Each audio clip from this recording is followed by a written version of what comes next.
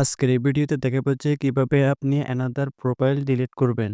Facebook another profile delete করার জন্য first of all আপনি ফেসবুক ওপেন করে নেবেন। অ্যানাদার প্রোফাইলটি ওপেন করার পর এখান থেকে আপনি উপরের দিকে থ্রি লাইন্সের উপর ক্লিক করবেন। এবার এখান থেকে আপনি নিচের দিকে একটু স্ক্রল করবেন। তারপর এখান থেকে আপনি সেটিংস অ্যান্ড প্রাইভেসির উপর ক্লিক করবেন।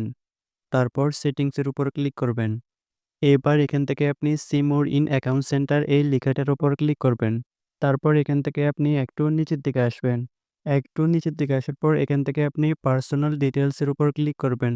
তারপর এখান থেকে আপনি অ্যাকাউন্ট ওনারশিপ অ্যান্ড কন্ট্রোল এই অপশনটির উপর ক্লিক করবেন। এবার এখান থেকে আপনি ডিঅ্যাক্টিভেশন অর ডিলেশন এই অপশনটির উপর ক্লিক করবেন। যে অ্যানাদার প্রোফাইলটি ডিলিট করতে চাচ্ছেন সে অ্যানাদার প্রোফাইলটি সিলেক্ট করে নেবেন। এবার এখান থেকে আপনি ডিলিট প্রোফাইল এটা সিলেক্ট করে কন্টিনিউর উপর ক্লিক করবেন। তারপর এখান থেকে আপনি চাইলে যেকোনো একটা কারণ সিলেক্ট করে কন্টিনিউর উপর ক্লিক করবেন। কন্টিনিউর উপর ক্লিক করার পর এবার আপনি নিচের দিকে একটু স্ক্রল করবেন। কন্টিনিউর উপর ক্লিক করবেন। এবার পাসওয়ার্ড বক্সের মধ্যে আপনার ফেসবুক অ্যাকাউন্টের পাসওয়ার্ডটি বসিয়ে দিবেন।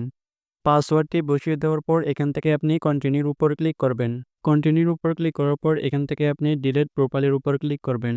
ডিলিট প্রোফাইলের উপর ক্লিক করার পর আপনার অ্যানাদার প্রোফাইলটি সাময়িকভাবে ডিলিট হয়ে যাবে।